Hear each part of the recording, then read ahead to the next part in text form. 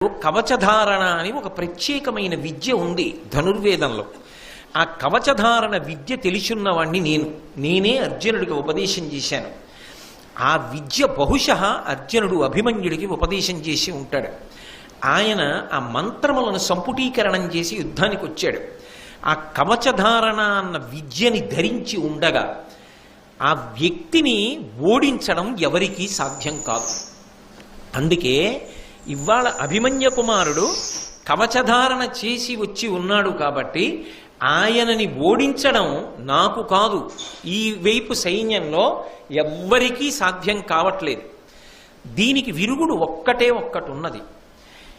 ఏది చేసైనా సరే మనం ఆయన చేతిలో ఉన్నటువంటి విల్లు విరిగిపోవాలి. ఆ విల్లు పని చేయకూడదు. విల్లు విరిగితే కవచధారణ విద్య కాపాడలేదు. కాబట్టి విల్లు విరిగిపోవాలి. అలా